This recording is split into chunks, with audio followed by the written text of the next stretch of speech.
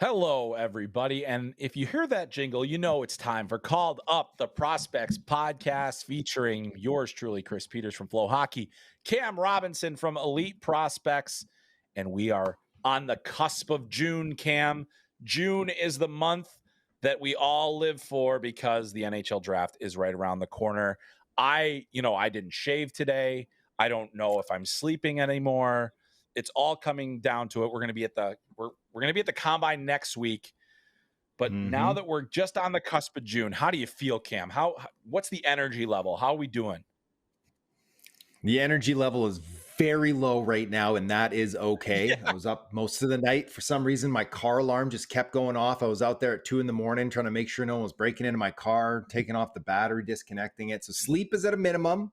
Kids still got early morning hockey, but the vibes are high. The vibes are very high. This is our favorite time of year. So we're working on fumes, and we're still thriving. Yeah, it's always funny. You go through the entire season, right? And that takes an effort level. And then you get to the end and you're like, oh, wait, it's even more work now. How did this happen? And that's where we're at. So, but it's that beautiful time of year. And of course, if you're listening to Called Up the Prospects podcast, you know that we are brought to you by Wonderful Pistachios. Get snacking, get crackin with the snack that packs a protein punch. And we're in draft mode. We're constantly ranking things, Cam. And I thought, before we get into talking about things today, like player comps, which is always a popular and sometimes controversial topic, which we are going to get into. And no, we're not going to compare them to pistachios this time. We're going to compare them to actual NHL players. But, in the spirit of rankings, of drafting, if you had to pick one flavor of Wonderful Pistachios as your number one overall pick, who you got? Okay, I'm not going to lie. I'm still waiting on my shipment of Wonderful Pistachios to try this assortment of flavors. I am just salivating at the prospect of it. But as of today, and you know what, my pick might not change even after that, is you can't beat the OG. I want shell and I want salted. I want the original pistachio that I will sit down and eat far too many of and just littered with empty shells all around me. I'm sticking with the original. Yeah. All right. I think that's a good pick. I think it's a smart pick. It's a safe pick. I think it's the one that you say, hey, you know exactly what you're going to get out of it. You are feeling good. High floor, a very high floor. And really, Can you beat the GOAT? Can you beat the GOAT? It's hard to say. But I'll tell you what, I want to go a little different. I want to have a little bit of variety in my life. I want to have a little bit of something. And I'm going to go no shell because I'm, I don't like to have to work for my food, which, some people do. And I think I respect it. But I'm going no shell. And give me that sea salt and vinegar, my friend. I love sea salt and vinegar chips, but that's not that healthy for you. But I can go and have a snack that's going to help me feel fuller longer because of that protein punch. But then you also get the punch of the vinegar and the sea salt. So if number one off the board is the original, number two off the board is a reach, but high upside. We love the upside of the sea salt and vinegar. Wonderful Pistachios. This is where we're at, and let's make sure we get that full box over there. I was just at the grocery store, full rack of Wonderful Pistachios right there on the display, right by the produce section, and I was just like, oh, there's even more. It's crazy. All right. Okay, so today let's talk about the human beings and drafting the human beings. And we've talked a lot about the top 10, and I know that people, sometimes they're like, oh, I want to hear about some of the sleepers, and we are going to get into that. I promise, not today's show, but we are going to talk about the guys that are going to be the mid rounds, the guys that are the wild cards, the guys that are going to throw wrenches in everyone's predictions. But we're going to stick with the top of the group here because I think that, especially this year, Cam, once you get outside of the top maybe 11 or 12 players, the excitement level drops precipitously in terms of what we're talking about. There are going to be good players picked after that. There are going to be players picked on day 2 that end up better than the others. But we're going to look at the guys that are widely considered in the top 10 for this class. And it's not, we're not using either of our rankings really. It's more just kind of the amalgamation of top 10 options. And so we have 10 players, and I want to get into NHL comparables. Now, before we do that, Cam, how do you feel about comps? Where are the things that you like? What are the potential traps that we fall into? And when you're doing a comparable player, how are you how are you comparing? Is it this player plays like, or you think that this player could have the career trajectory similar to? Is it a mix of both? How, when you're doing a player comparable, how do you kind of go about that? I go player style. So I don't try to project what their career is going to look like and then comp them that way. I'm looking, if it's Roger McQueen, I'm not going to compare him to Marco Rossi, right? And so I'm looking at its physical stature, its play style, its skating mechanics. I'm looking at all those things. And I will just say that I feel like most people get like grumpier and more set in their ways as they get older. I'm not getting any younger, but I used to refuse to do player comps. I hated them. Everybody always loves them. And I was like, it's so difficult to do. And people will lock in on it and be like, oh, well, that's the player he's going to be. And I used to hate it. All of a sudden now, I don't hate it so much. I did it on Harrison Price there last week just for fun. They didn't even ask me to. I'm like, I'll throw out a couple player comps here. And here we go. This idea came to me here. Let's comp up the top 10. The words were already out of my mouth. I was like, who said that? That doesn't sound like the Cam of old, but I'm ready for some player comps today. I like it. And I also refuse to do the player comps. And yet every time I do them, it seems to be the biggest reaction, because I think the thing is that most people have not seen a shift of Porter Martone. They have not seen much of, Caleb Desnoyers, but they have seen the players that we could potentially compare them to and say it's going to be like this guy. I am very similar in my approach. I look at the size of the player, same thing. Like, I think physical profile, I think, is very important, because if you're saying, well, he plays like, and sometimes we might say, oh, he's like the smaller version of this guy, maybe, or he's the bigger version of this guy.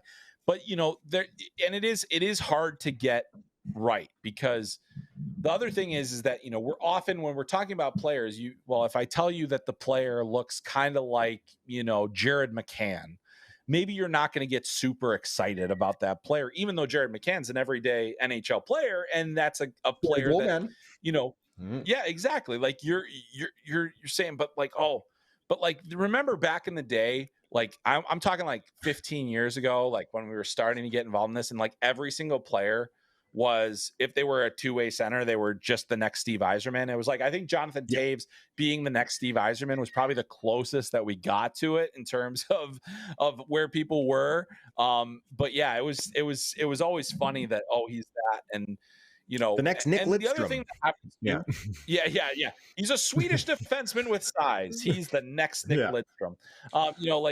So that's the other thing. I do think that like nationalities kind of get us into the mix a little bit too, where it's like, well, I'm going to compare this guy to a American to an American, a Swedish player to a Swedish player. So there's all different ways that it kind of goes, but I think that we'll just kind of get into it here. And now that you've kind of gotten our history in player comparables, I think you have to also know is that, we're going to talk about guys. There are certainly going to be some comps that Cam and I agree on, and there are going to be comps that we disagree on.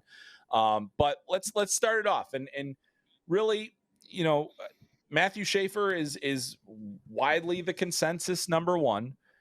I said on another podcast recently that a player that has played as little as Matthew Schaefer has as number one, it says two things. One, he played amazingly in the games that he was involved in. So he didn't really have a bad game. The sample was very strong.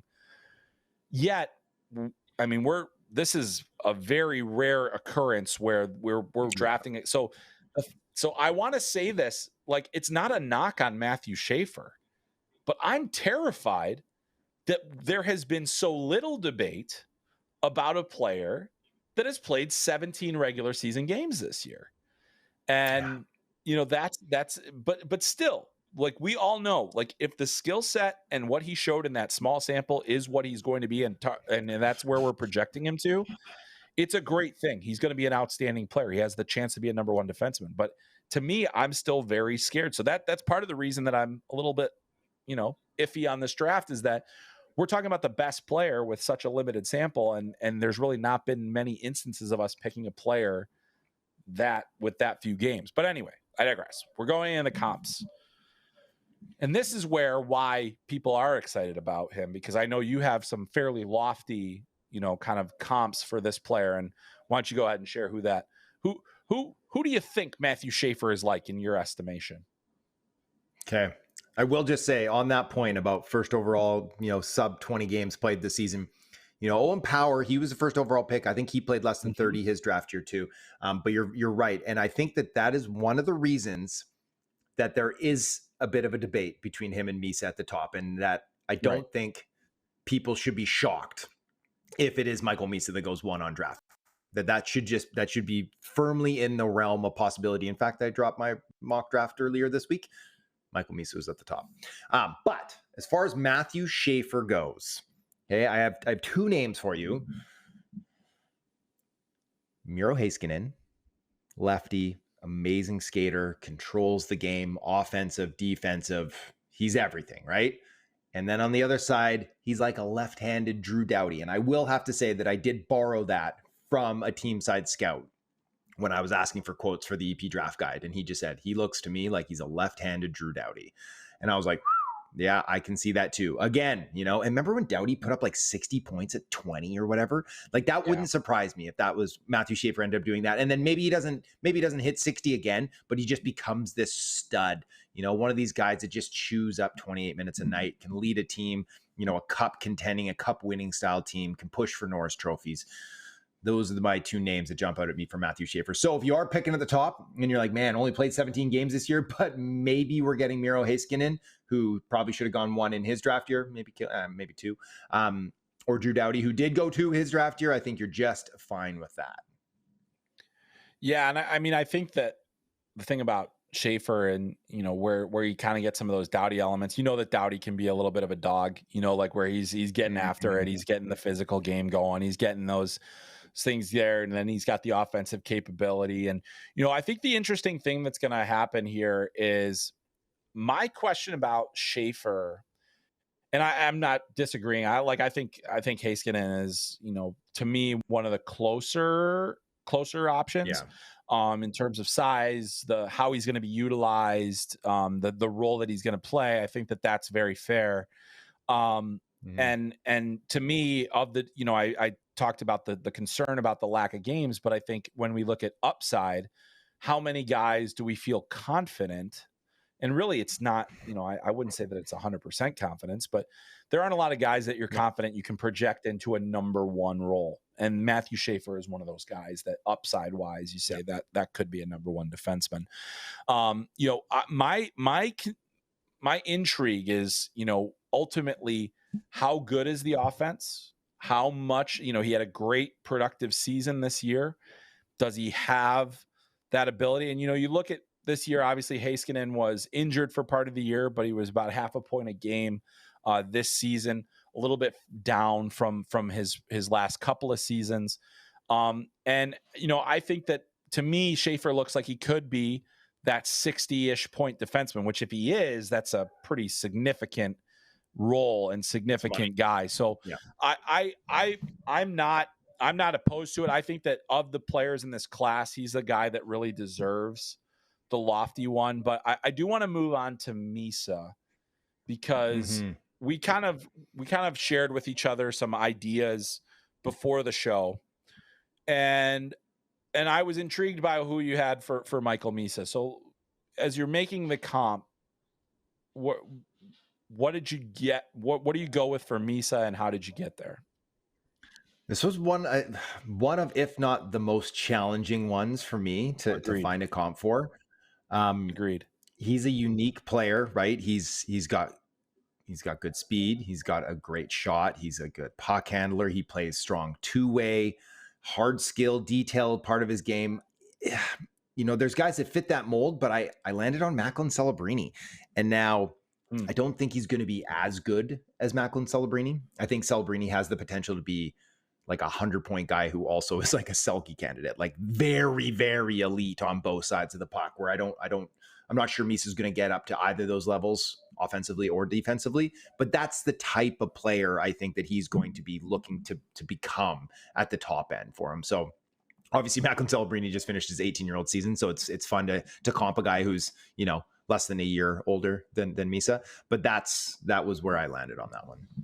Interesting. Okay, so it's not something I totally see myself. Just I think more of it is because as I look at Misa and I look at the defensive capabilities of Macklin Celebrini, that's an area where I think that there's a significant gap between the two players. The guy that I landed on is actually Tyler Seguin. And Seguin, I think is that kind. Yeah, I think that there's the kind of you know, that offensive capability when Seguin is at the top of his game, the way that he can kind of control and take over games. I think Misa can eventually get there. I think also Seguin has kind of become over the years kind of that middle of the pack 1C, you know, like a guy that's kind of, is he one of, and obviously he can play wing too. We don't know, you know, is that going to be Misa's thing? Like, how do we kind of go from there? And I just think as I look at it, you know, size, you know, similar leagues, different things, where there's a big difference, and why I think a lot of people are going to be extremely excited about Michael Misa is you look at the production in the draft year between the two players, and Misa's is explosive and he, on a pretty good team, but not an amazing team. And then, you know, Seguin was a pretty dominant player, but not to the same level as Misa here. So to me, I think like there's a lot to like about Misa's offensive game. I think there's a little less, you know, and really, Cam, when we were talking about Celebrini last year, I think the biggest thing is, to me, he's one of the most complete, well-rounded players I feel like I've personally watched in a draft season. And I'm so excited about the potential for where he's at. And I don't get the same feeling. And again, we're talking comps. And if you look at the various ways that, you know, Misa scores, how he scores, all those different things, I think there's a lot of rhymes there. But yeah, I mean, it's hard to do. But I think even if it's Max Celebrini, if it's Tyler Seguin, that's a phenomenal hockey player that you're getting. If you're getting that player at second overall, you know, you think about the fact that Seguin is kind of at his peak was an 75 to 85 point player. And I do believe that Misa has that, you know, 75, 95, you know, like he's going to, I think he's going to land somewhere in that range. He's going to live in that of world. Regular production. So, but yeah, that's interesting. I do like that second one. And when I was looking through names, I looked at a different star. I looked at Matt Duchene. I was like, maybe Matt Duchene type of player too. And I was like, it's not perfect either. Seguin, I do like that. And you're right. There was a string of years there, 5 or 6 years, where he just point a game. Like just Seguin was just automatic for 80 points. Right. And I think that you're right that move over to the wing, play the middle of the ice. I like that. I like that comp better. I'm giving you the nod on that one. All right. I think, and this is why we talk through these things, right? Because I think having the comp is really difficult. And I agree completely. Like, it took me a while to get there on Misa because I do think there's a bit of a unique element to him. And the crazy thing is, and let's just to kind of as a sidebar on Misa, you know, when we talk about this class, I feel like each guy, you're like, there's just something, right, that I can't get to put, like, I can't feel like I can put him over the top, right? And I think that's a big reason why Schaefer has continued to be there, because we didn't get to see his worst game this year. I don't think he had one, you know, so it's just kind of hard to do. But yeah, but it's interesting. Guys like Misa, it's, again, for me, and I think I felt the same way about Seguin even when he was a draft year. There's just something, you know, we had the Taylor Tyler debate that back then with Taylor Hall, and you know, I think it's going to be close. But I'm gonna move on to our next one because I'm fascinated by the discourse around, and we're going to talk about who ultimately will be the second forward off the board, because we believe that Misa will be the first. But who will be the second? And obviously Porter Martone is one of the guys in the mix. Where did you land on a potential comp for Porter Martone?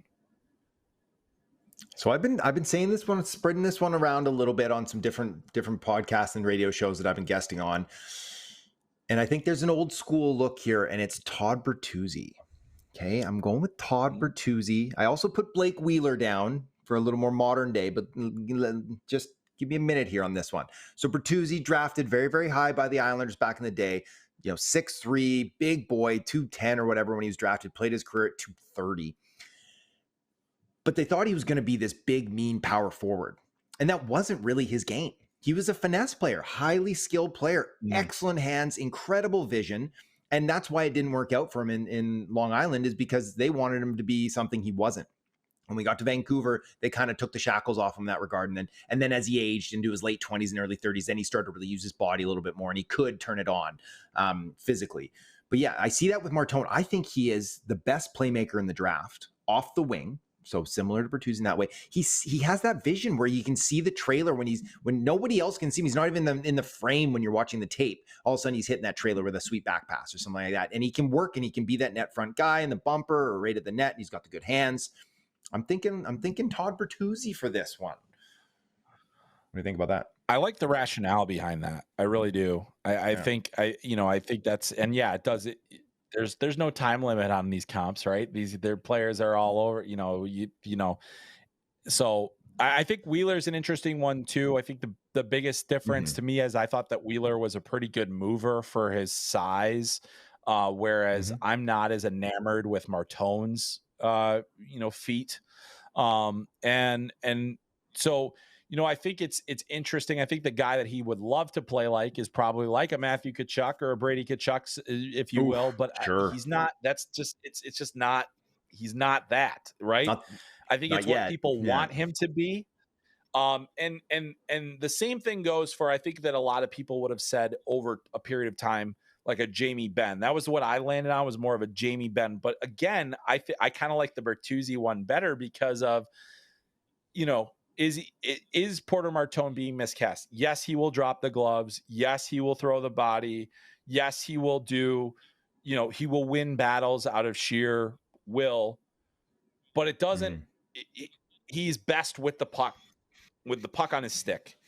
And sometimes those guys lose a little bit of those little kind of those, if you're trying to force a square peg into a round hole, which I think people are viewing Martone that way, you're going to get disappointed. And so until I couldn't wait to hear your rationale for Bertuzzi, because obviously, it's kind of, you jog your memory and you think about, what he was supposed to be versus what he really was. And and there's the whole, obviously he did some things on the ice that were unsavory, to say the least. But again, just that one those thing. are and those are one-off things, right? So it's very interesting to me. But so I think that's an interesting one, and again, like for me, for Ben, it's more like that size, but I think even Ben, you could say that compete level that he has, and he's a harder player. And so that's the hard part about when you have a guy that people want to be a power forward, but really, it's interesting. I also, one of the other ones that I've thought a little bit more about is Jason Robertson as well. And that's even almost on the opposite side of the spectrum, because Jason Robertson has a supercomputer for a brain. And then he's not a good skater. He's not super competitive all the time. Like, those are the kinds of things, but it's going to be interesting to see kind of how the narrative starts, and how when the team that drafts Porter Martone, what they say about him, and we'll see exactly, and I think what they want him to be versus what he is going to be very interesting. All right, let's go to our next guy. And again, like I said, these aren't our personal rankings. It's just kind of, I put this in a group here. But at number 4 on the list, not a ranking, is James Higgins. And Higgins is another guy where I think, there are certainly several players around the league that play like him. There aren't a ton of true centers around, in his size profile and his, kind of regard, but there are some. Where did you land with Higgins? This is another one that I looked at Matt Duchene for as well. Yes. But I landed on Logan Cooley.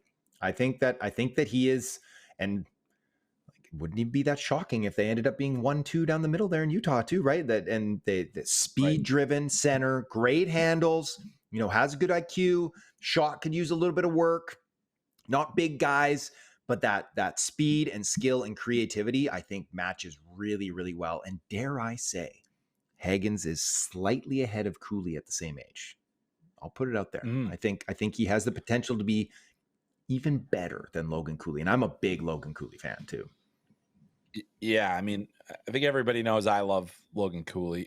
So, with that one, but and I think that's pretty close. I think that he doesn't quite have that dynamic element that Jack Hughes. There's like Jack Hughes a bit more dynamic in terms of his hands. Yes. And his ability to score, I feel like, but I do think that there's a little, like Higgins is probably somewhere between Cooley and Hughes, right? Like I think that that's kind of like for me as where if that's your range, I think Will Smith is another guy. Is Higgins going to be a long-term center? Higgins replaced Will Smith at Boston College. And it's interesting to see, I think ultimately to me, there's actually quite a bit of Patrick Kane in Higgins's game. I think that every American kid that was born after 2005, essentially, once they were conscious enough to watch hockey, they grew up with Patrick Kane, and we've got this. I mean, same with Hughes and Cooley and all these, and Clayton Keller and all these guys. They, and I think Keller's another one very similar in that James Higgins range. And these are all undersized American players that have super skills. So I think basically what I'm saying is James Higgins is going to fit right into that clump of players. Like he's like, I'm not going to, he's kind of in that mold of the Patrick Kane archetype. He doesn't have the same handles that Kane has. I think Kane has some of the best hockey sense that's ever existed. That's the thing where, he's not going to be that. But I think if he's somewhere between that Logan Cooley, Jack Hughes range, that's a superstar. That's a player that's going to be a superstar. I still think I have a lot of belief in James Higgins in that way. And so when I saw Cooley, my eyebrows went up, but it was also because I was like, that's pretty not bad. And can I get in there real quick? Please do. Go ahead. Yeah. No, I was going to say is that I just talked to James. I just had an interview with him and doing a big article on him and talking to some of his coaches and stuff. And I was like, who did you model your game after? Who do you think you could be? And of course, Patrick Kane, right?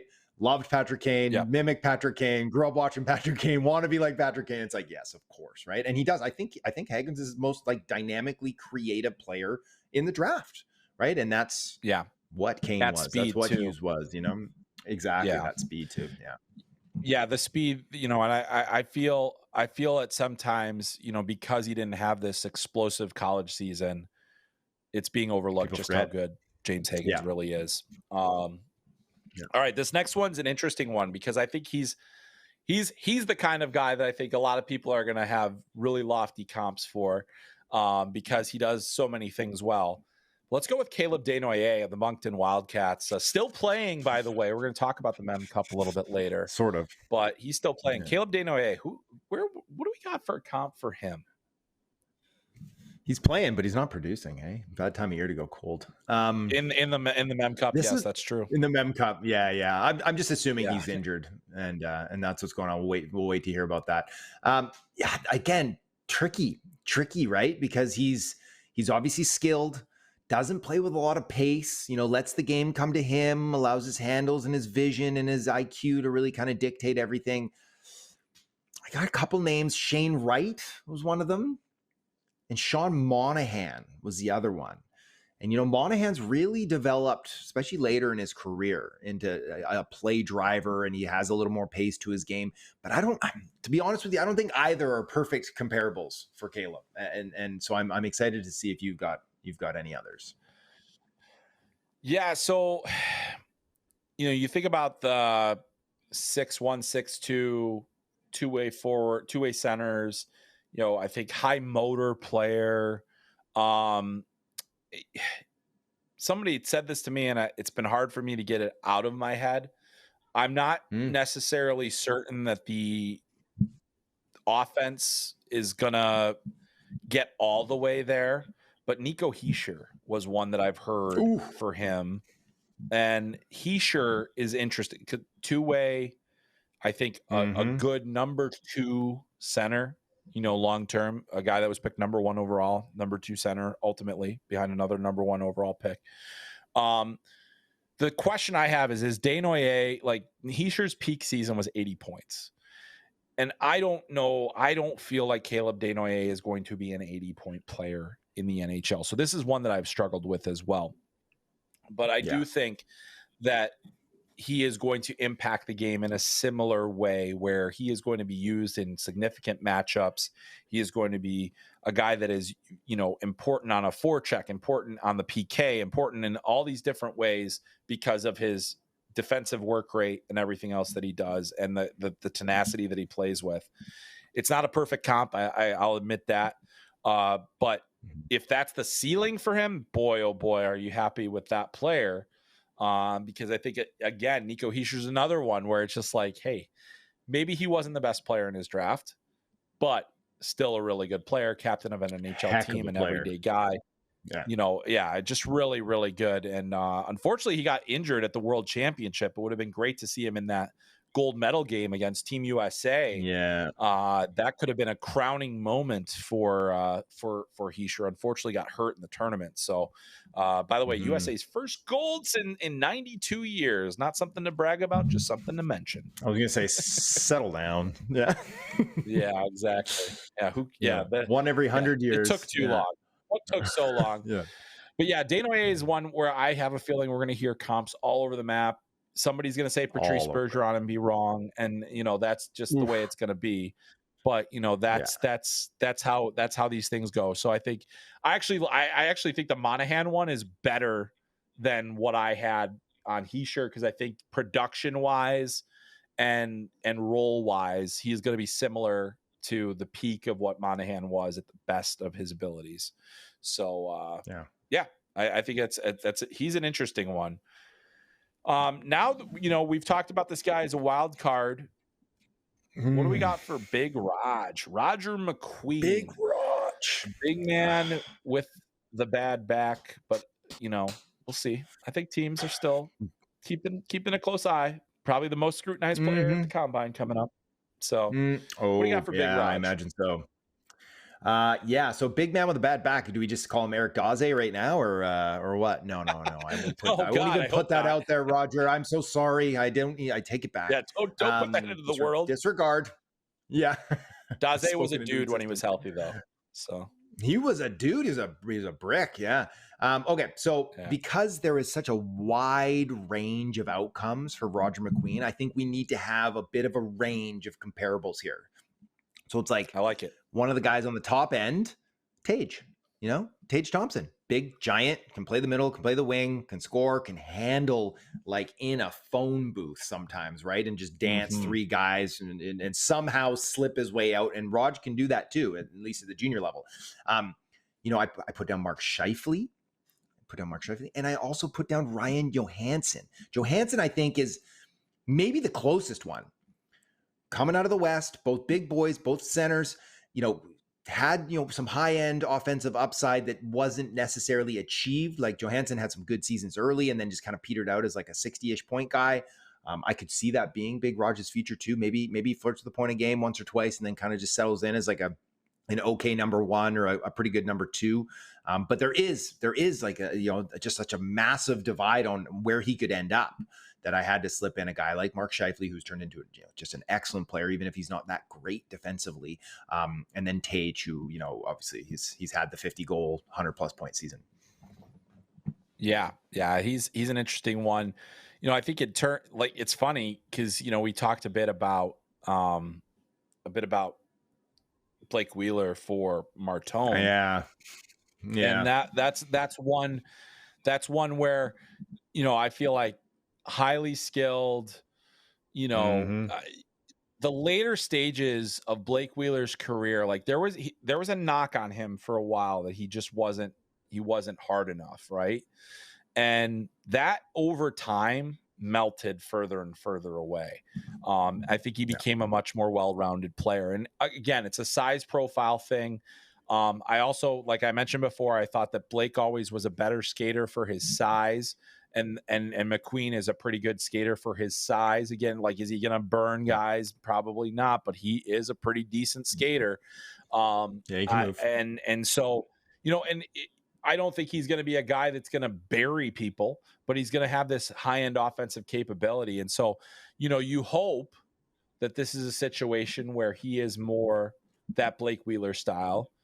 And then you kind of look at the opposite. There have been plenty of 6'5", 6'6" guys that have been drafted in the first round that just never reached that ceiling. I think it's going to take time.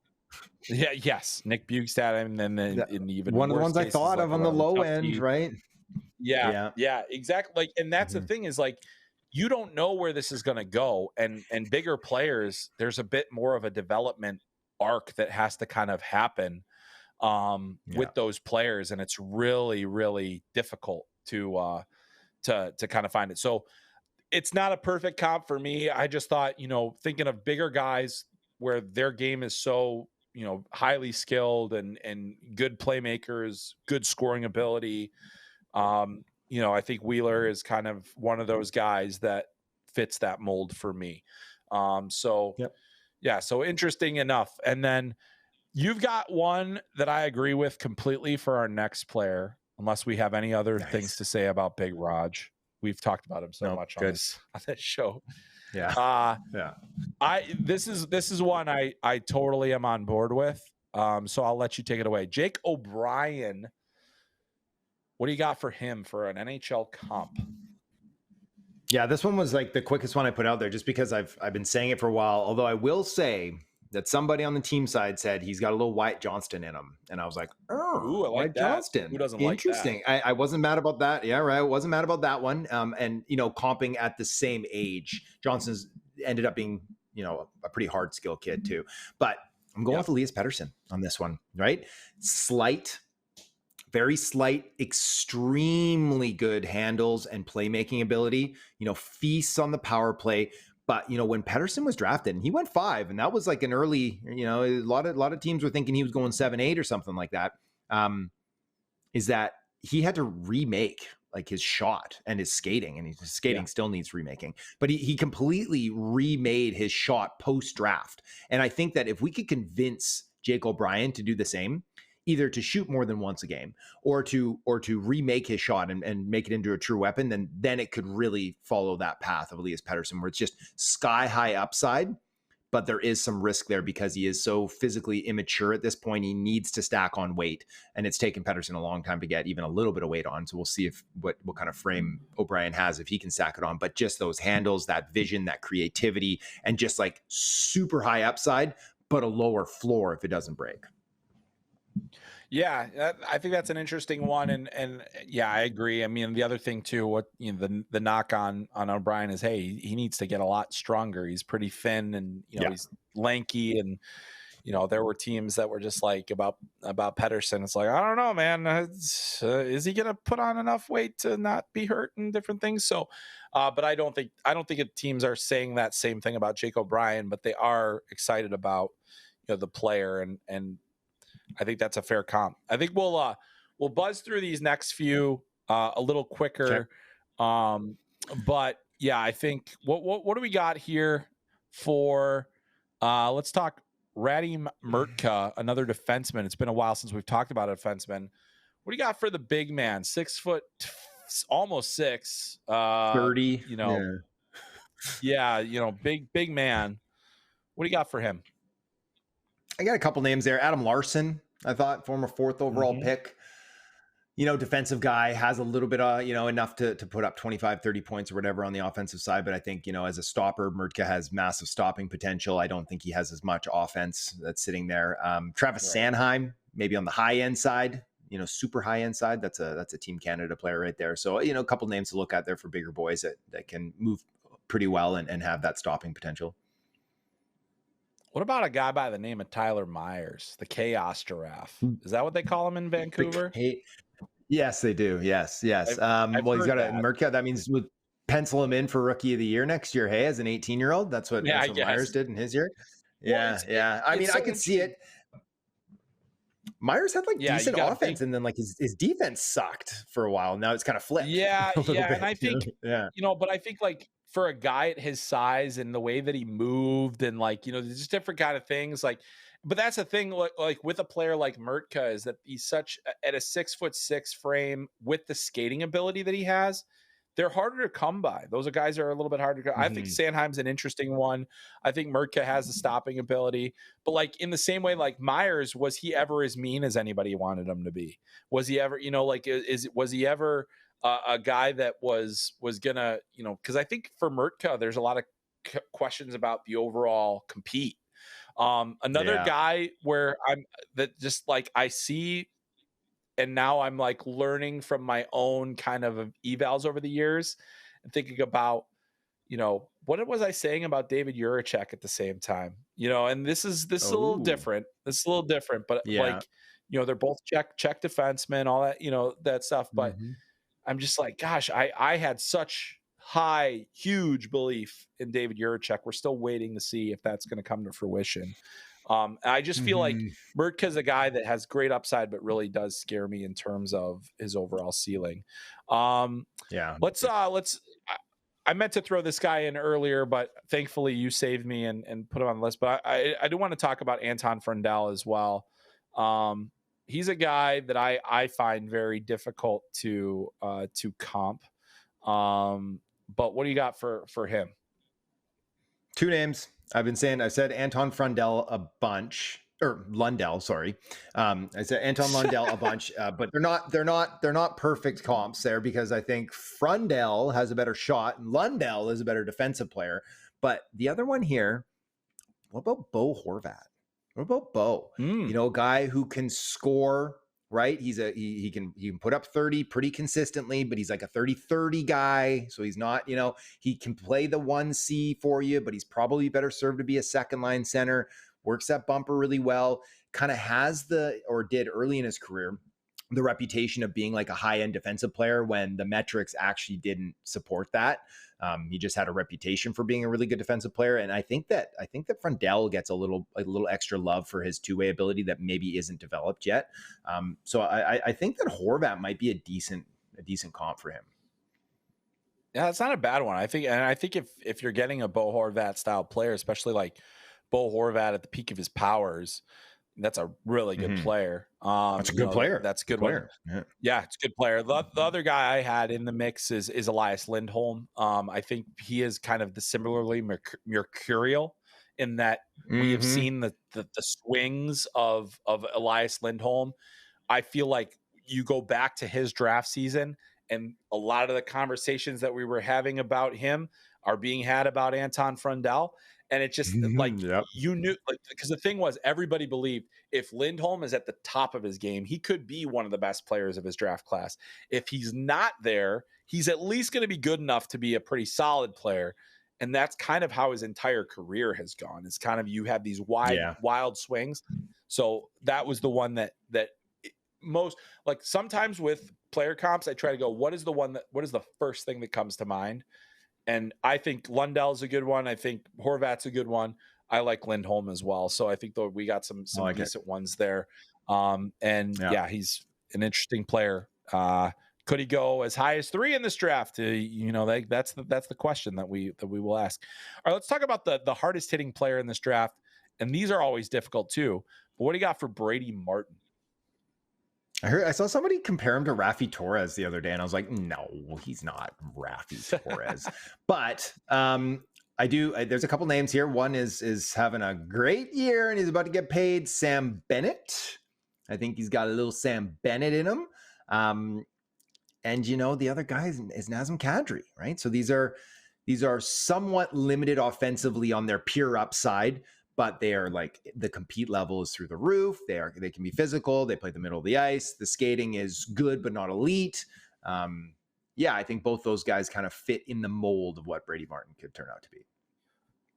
Yeah, I think Kadri's a good one. I mean, I think that's the style of player that you're looking for. I think that the style of game that he plays, but he does not match the physical profile, doesn't match the skating, I don't think, is Tom Wilson. He's the hardest hitting player in the NHL right now, but he's a monster on top of that. And Brady Martin is not a physical monster. He is just a very terrifying individual when he's 3 steps away from you and you are about to be through the boards, not into the boards, but through them and maybe a few rows back. So, but yes, I think like Kadri, in terms of like another player, high draft pick, really good offensively. I mean, his top end in the NHL was an 87-point season with Colorado. That's, that's the top end. He was usually more in the 40 to 50 point range. I think Brady Martin's going to be a 40 to 50 point player fairly regularly. Yeah, maybe a 60 in the NHL. Yeah. Maybe 60 and like pop in the odd season. More similar, similar to kind of Kadri's early career, mostly with Toronto at that point. Yeah. And just for good measure, he did get kicked out of a playoff game at the U18 Worlds. So he's kind of in that. So there's a little extra Kadri for you. All right. Yeah. One more defenseman before we get out of here. This is the last player I want to talk about. And he's another guy where it's just, who knows, man. It's an interesting one. And that is Kahan Herson. One of the, he's, to me, just a really thrilling player, in a lot of different ways. I just wonder, what is he going to be in the NHL? What do you have for a comparable for him? Nobody in the EP Slack channel is going to be surprised with this answer, because I think I've said it like 5 times. I think they have a drinking game over on the EP Slack. Every time Cam says Aitchison's the next Kevin Bieksa, everybody has to take a drink, and they are buzzed right now. I don't know if if the goal scoring and the point production is going to come along, because KB, Juice was a pretty consistent 40-point defenseman. And I'm not positive that Aitchison's going to have that. I'm not positive. I do think, obviously, goal scoring is the most difficult thing to replicate for a defender year over year. Obviously, we see some guys that just do it in the NHL, but they're usually Cale Makar, right? We can pencil him in for 25 most years. Aitchison scored a ton while up a man, whether that's 4-on-3 or 4-on-4. Not a ton of even strength scoring, so it's gonna be hard for him to replicate. But the smash mouth style, he can step up and just destroy guys in the neutral zone, destroy them, and then drop the mitts and just kill them in a fight too. And that was Bieksa, right? And he'd always have that shit-eating grin on his face at the end of it too. And Aitchison has that as well, that big smirk that just infuriates opponents. And everybody loves him on his team, and he gets the boys fired up, and he's just like a personality too. I sat next to him on the flight home from Finland last year at the U18s, just a hoot. I was FaceTiming with my kid. He's talking to Olakai. They're having a great time. Really personable player. I think everything about him really reminds me of Kevin Bieksa. We'll just have to see if the offense brings along too. But KB was a 5th-round pick. He wasn't even supposed to turn into what he was, so you never know. Right. Exactly. I mean, I think that's the thing. I love the pick of a Bieksa, because we are talking about a player that really doesn't exist a ton in the NHL right now. I was trying to think of different guys and, size profile and other things like that, because he's not Kahan is not a huge guy, but he's very physically strong. He's just in your face all the time. And as I was going through, I was like, once I saw Bieksa, I was like, all right, yeah, that tracks. It will be interesting. I do think I agree with you. I'm concerned that the offense isn't necessarily going to come with him to the NHL. I mean, at 26 goals this year, it's really hard for that kind of scoring to go 32 when you throw in the playoff games that he played as well. 5 OT what a winners. Fascinating player. Yes, exactly. Yeah. Fascinating player.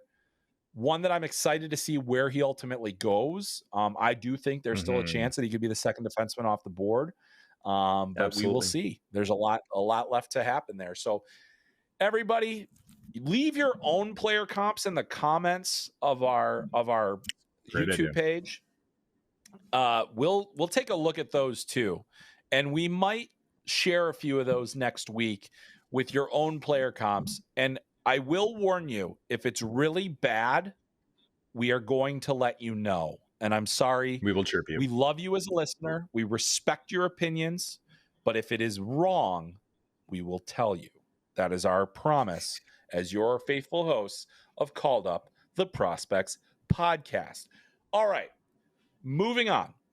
Let's talk a little bit about the Memorial Cup. As we record this, the semifinal and final, we're there. The teams that are involved are set. Rimouski, thank you for playing. Thank you for hosting. It is your time to go. See you later. You finished 0-3. You do not pass go, but we do thank you for your service. And we move on. You know who's going to the final? I mean, boys in Med Hat. It had to be the Medicine Hat Tigers. Can the Medicine Hat Tigers break this drought? Like the WHL seems to have these wagons every year, and then they just fall short.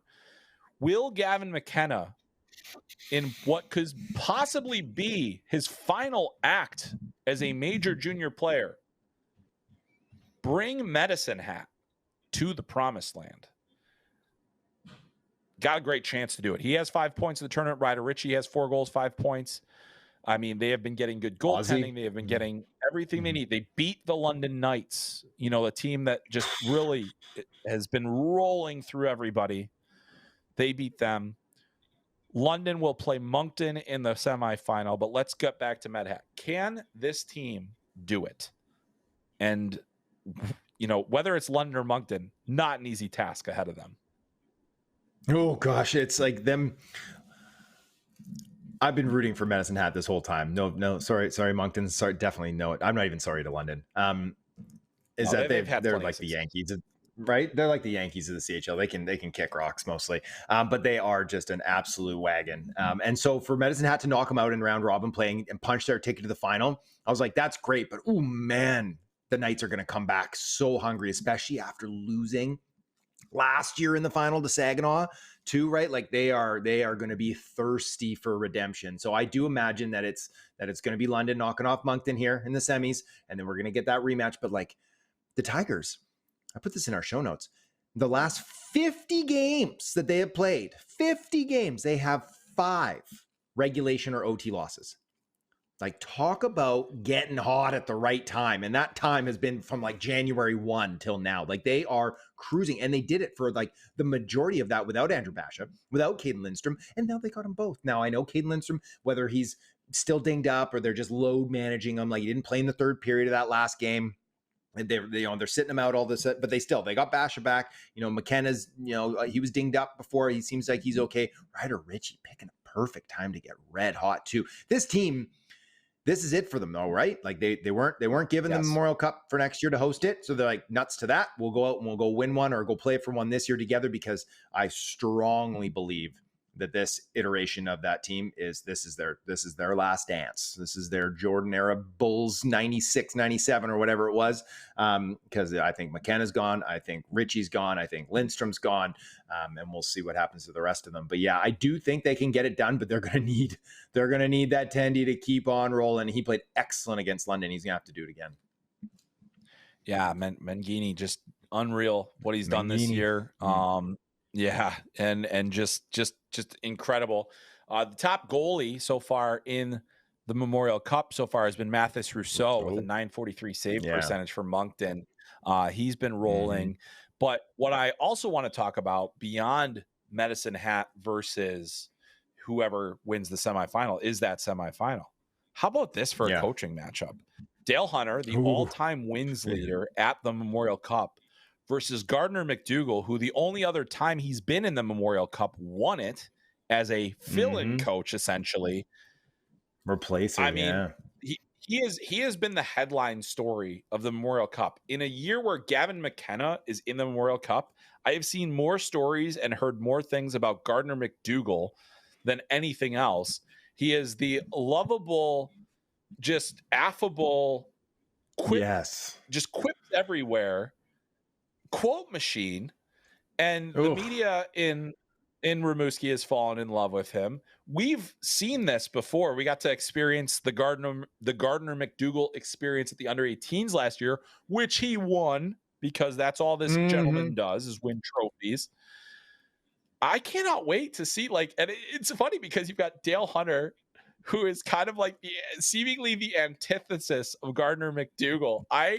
Like, what great television. Can we get ISO cams on the benches, please, for this game? Yes. I mean, it's going to be an absolute war between Moncton and London. I cannot wait for this game. It's going to be on Friday night, right? So it's Saturday night. I'm all messed up right now. Yeah. Let's Tonight, make sure I get that 2 days correct off. there. Yeah, Friday night, May 30th. Saturday's off. 6 p.m. Central, I think, which is my time. I'm looking at it my time. London versus Moncton. I mean, does it get better than that when it comes to junior hockey? It's so good. Gardner McDougall might just be my favorite person in hockey. Like I ask him a question and then I just want to like sit down cross-legged and listen to him talk for the next 20 minutes for like what most coaches would give you 4 words in response to. He's just so eloquent and thoughtful, and I'm such a fan. He's got the mustache. Everything's going great. Everything's coming up Millhouse with Gardner McDougall. I love this guy. And you're right, Dale Hunter is not that same guy. Very bright hockey mind, obviously. No. Lots of accolades, lots of championship banners in his household. But yeah, no, I'm rooting for Moncton in that one. I think most of North America is just rooting against the London Knights just because of what I said. They are the Yankees of the CHL. But no, a heck of a coaching matchup too. And then, waiting for him is Willie D. Desjardins, who's also got, a terrific junior coaching resume, and he also has a wonderful mustache. So it's like you can't go wrong right now. Yeah. I mean, we are so in this era. But the Memorial Cup, the championship game, is on Sunday, June 1st. Medicine Hat awaits the winner of Moncton and London, and we cannot wait for that. Also, this week we have reached the conference final stage of the AHL Calder Cup Playoffs, which you can watch on FloHockey. You can stream every single game. Subscribe now to do that. A monthly subscription will get you both of those series and also the Calder Cup final. So make sure you are subscribed for that. You've got the Laval Rocket, AHL affiliate of the Montreal Canadiens, versus the Charlotte Checkers, AHL affiliate of the Florida Panthers, in the Eastern Conference final. You've got Cam Robinson's Abbotsford Canucks, the AHL affiliate of the Vancouver Canucks, who would have thought, and the Texas Stars, AHL affiliate of the Dallas Stars. So we've got 2 teams. Florida just advanced the Stanley Cup final. Dallas is in the conference finals of the NHL. Both of their affiliates also in the championship game. Just a couple of news and notes from this, and then I wanted to ask you about a specific prospect here, because I know you talked recently about Linus Karlsson. We're going to talk about him too, but Justin Hritskovian is currently leading the playoffs in scoring. He has picked up a number of clutch goals, clutch assists. He has scored big goals in this championship series or in these playoffs.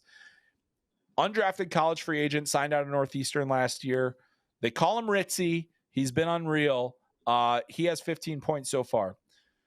Among the top players for the Abbotsford Canucks in that Western Conference final will be playing Hritskovian and the Dallas and the Texas Stars, Linus Karlsson. And this is a guy, he's now one of the top scorers in the AHL playoffs. I know you recently spoke a little bit about kind of his journey and where he's going, but like this is a guy that I think if you're a Canucks fan, a Vancouver Canucks fan, you got to be a little bit more excited about than you were maybe a year ago. Yeah, he's an interesting one because he's always been able to score, right? Like going back to Sweden, he came into the Sharks organization, right? He was part of that Dahlin trade.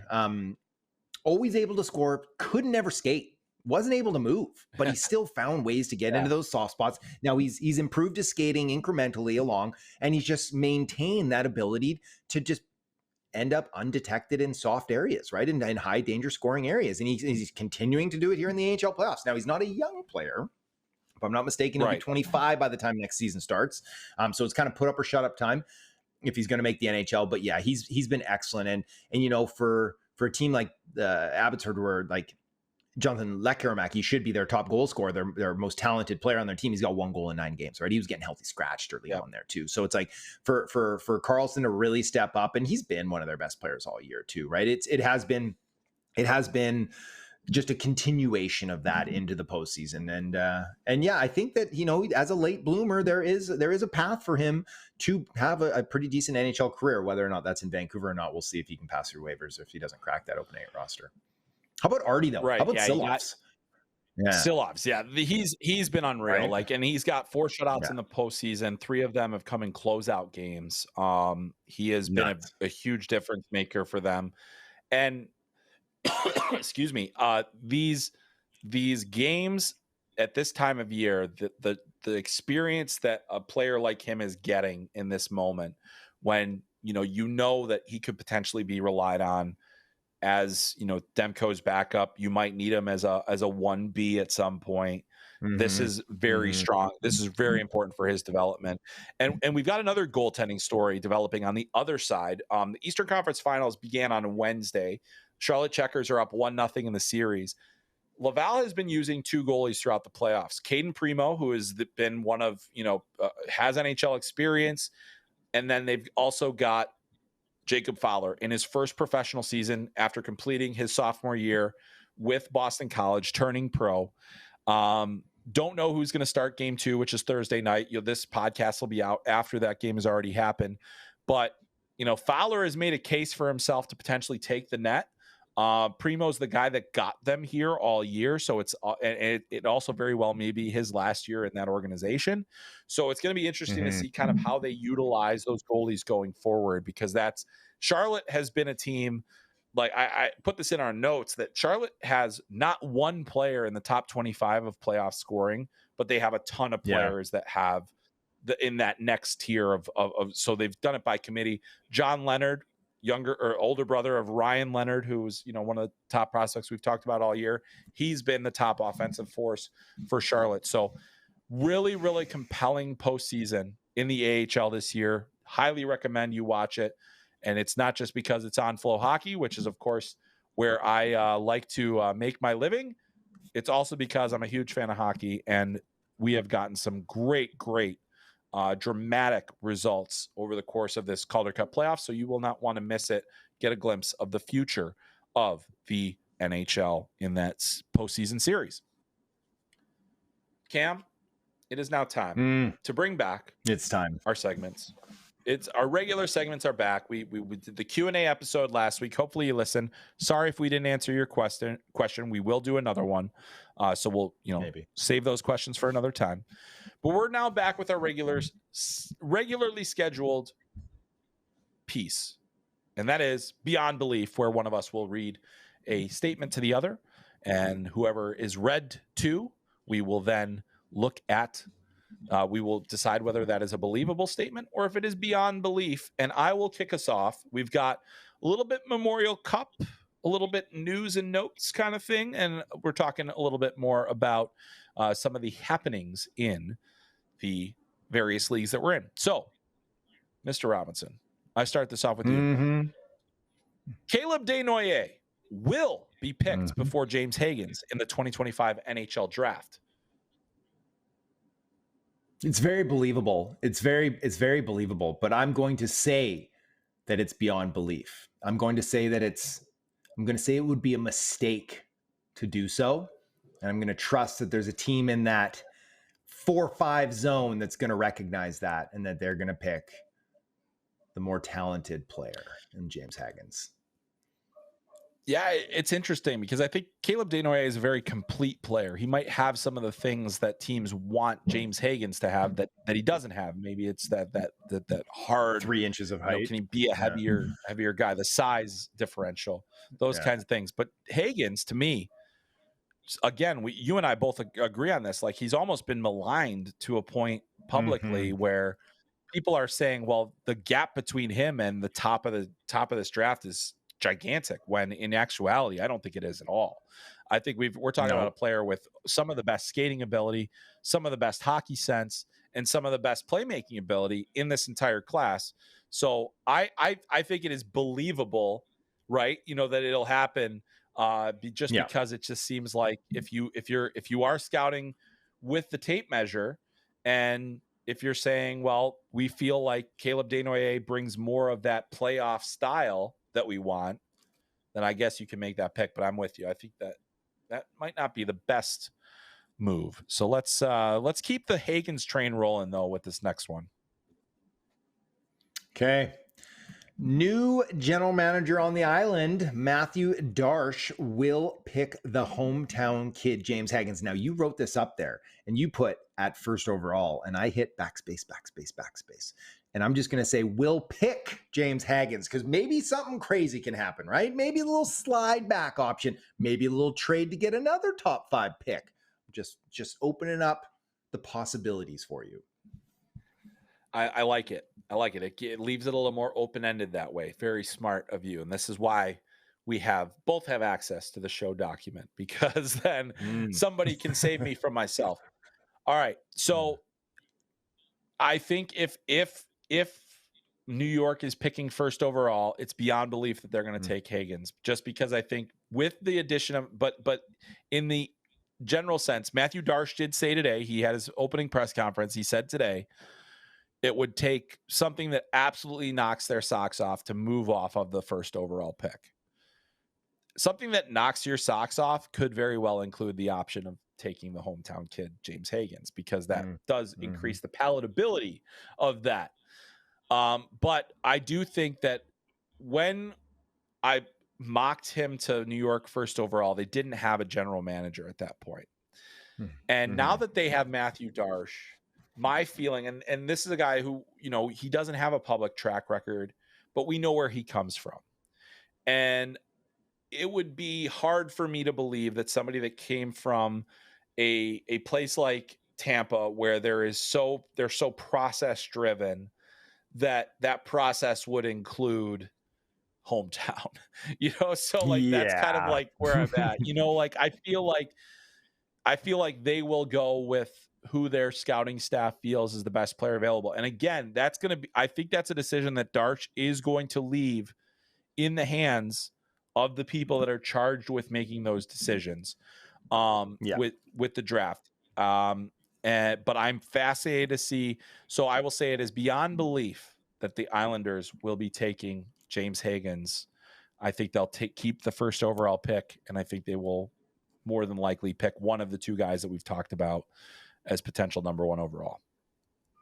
Yeah, I think that's fair. And I think you're right. And I'll just throw out a couple things is that number one, I think that if there is a potential to move off of that number 1 overall pick, like let's look at Chicago. I think Chicago would love to have Michael Misa, and they fully know that very unlikely he's going to be there at 3. So if there is a play, them jumping up to 1, they get Misa. San Jose is not going to do anything. They're going to sit and take whoever's there between Schaefer and Misa. So now they get Schaefer, who I'm sure they prefer. And then the Islanders could comfortably take Higgins at 3. And then, what are they getting on top of that? Well, they're probably getting 25th overall. They're probably getting 4 overall. They're probably getting a pretty good prospect too or something. So it's for a pipeline that's a little light on the island. You could still get that hometown kid who is not that far off of a top first overall pick and get a collection of other draft picks and prospects. Not so mad about that. And I will also add this, is that I put this little out there this morning too. They should go out and hire Judd Brackett, give him the AGM tag, let them run their drafts, help out that scouting team, help fill that prospect pipeline out, get Judd in the house there in the Islanders. Sorry to Minnesota Wild fans. I know you guys are trying to lock him down, but just saying that guy's due for a raise, and maybe the Isles can give it to him. I mean, I think it's going to be really interesting. Darsh has a huge job ahead. He talked about wanting to rebuild things in the AHL level. The Bridgeport Islanders had the worst home record. Like, it was one of the worst home records in the history of the AHL. Yeah. That's a league that's been around for almost 100 years. So, that's kind of where we've got a lot to talk about in those regards. And Darsh has such a job to do. The idea of trading back, stockpiling, gaining more picks, that is a very attractive option, so long as you're able to get one of the premium talents of this draft. So could be fascinating. Yeah. All right. I wanted to give you a chance to wave your flag if you choose to. And this is my statement to you. We will have an all-Canadian Calder Cup final featuring the Abbotsford Canucks and Laval Rocket. Now, the Rocket are already down 1-0 in their series, but long series to go. Best of 7 in the conference finals, best of 7 in the Calder Cup finals. Will it be all Canada in the American Hockey League? Well, they can't win a Stanley Cup. Can't bring home the Stanley, so why not bring the Calder home, right? Yeah, why not? That is gonna happen. Now, if it is gonna happen, Laval's gonna need one of those goalies to step up, right? Like nobody's allowed more goals than them, and Abbotsford has played a whole nother playoff series, right? They had to play that extra round at the beginning. So yeah, they definitely need to get their goaltending up to snuff if they want to get there. But I do think Abby's going to be there anyway. So we could definitely see a Canadian team bringing home the American League title this year. Yeah, I'm unfortunately going to say it's beyond belief, but and it's interesting though, because I do think both of the, like Laval was the regular season champion this year. Yeah. They, as you mentioned, they have the goaltending issues. Abbotsford has been on an absolute tear down the stretch here. Mm-hmm. They are about to meet one of the teams that I think is best built for a Calder Cup championship, because Texas has a mix of younger guys, but a good chunk of veteran players. They could have had a couple guys that are up with the Stars right now. And Alex Petrovic, who's been a big leader for them this year, but he's up with the big club. He is an option if Dallas does get bounced to bring back in. They've gotten the goaltending, as I mentioned. Hertzkovian has been really good, but Cameron Hughes has been a top scorer. It is going to be an absolute battle for both of those teams. I think that that both Abbotsford and Laval might end up being a little bit too young versus those other teams, even though they're not like exceptionally young. Either way, I think we're going to get both, but it would be kind of amazing if it is an all Canadian American Hockey League final. The last Canadian team to win the Calder Cup was the Toronto Marlies under the leadership of one Kyle Dubas. Yes. All righty. I recall. Let's go. All right, here we go. I saved this. I wanted to make sure, and we had to save it for last. Let's go. I love it. Our favorite guy, Gardner, Mr. McDougal, will get NHL head coaching interviews next offseason. Gardner, how old is he? How old's Gardner? 65? Is he 65? 63? I believe so. He's 60. Let's check that. Let's check that elite prospects for some product placement, not just the hat that you're wearing today. Love this hat, by the way. It's got the maroon. It's nice. Yeah. All right. Oh yeah, you've got quite the variety of hats. One of these days I'll wear my elite prospects hat. Getting some gear, 65 years old for Gardner McDougal. 65, nailed it. Yes. Yeah. So about 1 billion trophies in his trophy case. World Under 18 gold medal. He's won Q championship, a ton of stuff. Yeah, I mean, like, this is a guy whose career goes back to 1986, where he coached Portage Collegiate. He was a one-time coach of the Flin Flon Bombers, an assistant coach. Oh my! Back then, in the year of my birth, 1986. Yeah. So I think it's very believable that teams are going to talk to him. I think it's less believable that teams are going to hire him. The age, the personality, like, does he scream NHL? He's a guy that had coached U Sports for so long. I think he is a born teacher. And I think that works best in junior hockey. I hope that teams take a look, because if you are serious about winning, you need to find people that have won. Who win? And it doesn't matter the level. It does not matter the level. There are only so many people that have experienced. Like, that's why I can't believe no one has called Todd Nelson and made him a finalist immediately for their head coaching job. The head coach of the Hershey Bears, they did lose this year, but like, the guy's got, as a coach, like 4 Calder Cups as a head coach or an assistant. I mean, like, it's hard to find that. So if you are an NHL team, it's like John Cooper, right? John Cooper? Exactly. Was he with USHL, ECHL, right? And they just finally like this, right? They're like, this guy wins. Let's see if he can win in the NHL. And lo and behold, right? He can. Exactly. I mean, like, there's a lot there. And, so talk to the man. But again, I would get it. I think it'd be a hard sell to your team to bring him in. But at the same time, might be a good one, though. Let's get him in. When is he coaching the World Junior team? Let's get to that first. So, next year, I remember I put it on the show in December. We got to get him in there next year. That's my pick. That's my pick. Another thing is, let's get him on the show. Let's get Gardner on the show. I think we're going to have to wax poetic on him. It's going to happen. Praise. It's going to happen. Yeah. And we just actually, what I think is going to happen, and we say, Gardner, just please, the floor is yours. Say what you're going to say. And you just point him, and then he goes. But the most beloved head coach in all of junior hockey is now upon us in Gardner McDougall. All right. Gardner. So we both agree he's probably going to get interviews. Maybe what doesn't get the jobs, but as long as he is in the mix and coaching and in front of a microphone, we will be there. We love it. All right. Our final segment of the show is you have to pick one. And this one goes back to a topic that we've kind of beat around the bush on a little bit in this episode a few times. We know everyone is assuming Michael Misa is going to be the first forward off the board at this point. I feel like there's just too much smoke to say that it'll be anything else at this point. Maybe there's a big surprise that's to be had, but I don't know. So I'm going to go, and I think it's really down to 3 forwards, and maybe you could throw in a 4th, but I don't think that's really legitimate or will happen. So I've got as the 3 most likely to be the second forward off the board, James Higgins, Caleb Desnoyers, Porter Martone, Cam Robinson. You have to pick one of those players. Who is the second pick off the board among them?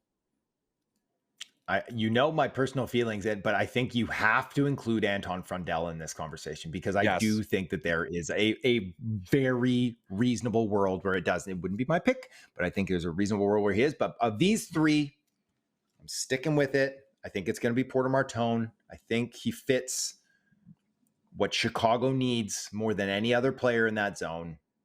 And I think that he will be the 3rd overall pick. And so I think it'll be Porter Martone will be the second forward off the board. Yeah, it's interesting. It's interesting because I think with Chicago in particular, it's going to be very fascinating. I don't think Higgins is the fit. And because it's Chicago picking 3rd and because we expect them to take a forward, but I look and again, I come back. I'm still not 100% certain they're enamored with Porter and with the style that he plays. And I think they love the size. But again, I do think there is a world in which Caleb Desnoyers is that second forward off the board because he does fit more of their style, because he is a clear number 2 center over a guy like, say, I think Frank Nazar is probably going to end up being a winger.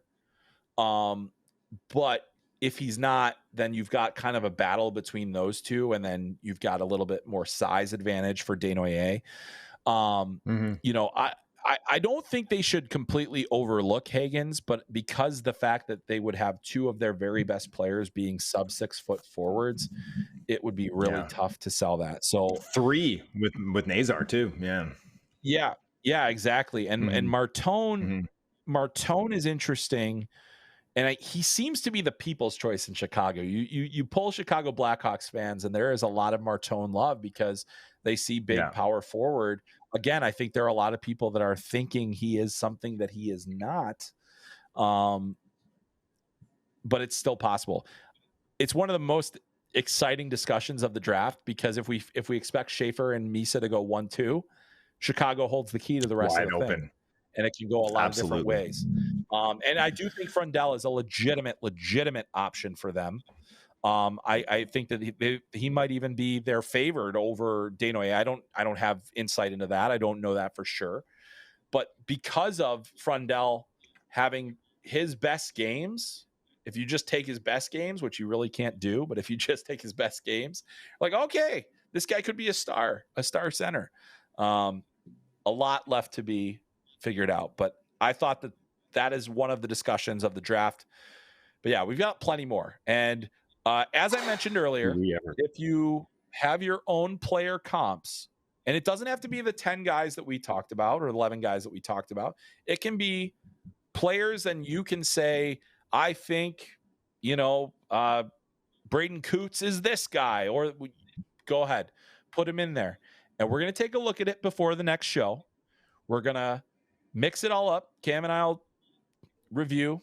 You can even throw us an angry comment or something like that. That's fine. Whatever. We'll probably read that too and then snark at you. But there's going to be a lot. So if you are so inclined, let us know your own player comps in the discussion here. We will be very excited to see those, read those, and I don't think we'll mock them, but we may. So tune in next week to find out if your comp made the cut. Hey, or we're going to say this guy is a genius. This lady's a genius. Ooh. We have got get them on the show. We might have smart. I think we have very smart listeners. I think that there's a chance that we will have some things in there where I'm like, gosh, I wish I thought of that. So we will find out. So please do that. Also, while you're there, subscribe to FloHockey's YouTube page so you'll never miss an episode of this. Make sure that you are signed up to get the audio version of this podcast. We have seen tremendous growth over the last 3 episodes of this show. We're moving up the hockey podcast charts. Great to see us up there with the likes of some of the most popular podcasts that I personally listen to as well. Cam, things are percolating here in Called Up world. We are doing things. Obviously, we've got a lot more coming your way too. So make sure you're subscribed on your podcast app of choice. Leave a 5-star rating and review. Definitely leave a written review. That is really helpful in terms of getting some more exposure. So the more you guys do that, the better it is for us, and the more you can listen. Also, please support Wonderful Pistachios, which is, of course, pistachios being known for their protein power, fiber, better for you unsaturated fats for a combination that may help you keeping fuller longer. And we're just about to get out of here, but Cam, before we do, what is going on at Elite Prospects? We are heading to the Combine next week. We are going to record our podcast early next week in order to prepare for the Combine. But what do you got coming up on Elite Prospects? Well, the big news is the draft guide, people. The draft guide is coming. You can go pre-register so you get alerted the moment that thing comes out on June the 2nd. I believe June the 2nd. Very excited. It's going to be the biggest one yet. I think we have over 5,000 scouting reports, which is just insane. But we've got our shades of, which is going to be similar player comps. We've got our badges, like Brady's going to be a freight train, guys who hit hard, get the hammer, those types of things. A little elevator pitch, so you can just see in a couple sentences what this player is. It gets better somehow every year. This will be the best one yet. I mentioned before, I sat down with James Haggins. I talked to David Carl. I talked to his coach at BC. I've got a really nice piece coming on about him coming out next week. We've got draft rankings. We got everything's coming out now, right? It's all coming out. So we got loads and loads of stuff. So just check out EP every day and you'll be happy and full of content. Yeah, you certainly will. And over on FloHockey, you can make sure I've got draft ranking coming out early June. We've got a lot of stuff. I keep promising draft rankings. They're like, oh, where are they? Well, I have a lot of other things I have to do too in this wonderful world of hockey. Obviously, we're going to be focused a lot on the AHL Calder Cup playoffs. The ECHL Kelly Cup finals are set as well. It is not the Florida Everblades for the first time in the last 3 years. It'll be the Trois-Rivières Lions against the Toledo Walleye in an epic series for the Kelly Cup. That starts this weekend on FloHockey. Make sure you are signed up for that. We'll have lots of preview coverage of both the ECHL and AHL playoffs and so much more. And obviously tons of draft coverage. We will both be at the Combine, so you'll get a lot of coverage from that as well. Lots of interviews with your favorite draft prospects. And maybe we'll ask the players who they compare themselves to and hear Sidney Crosby 14 times. But anyway, that's how we're going to do it. That's going to do it for this week's episode of Called Up the Prospects podcast. Huge thanks to Greg for producing today's episode. Massive thanks to my co-host, Cam Robinson, and all of you for listening. That is going to do it for this week. This is Called Up the Prospects podcast. We'll catch you next time.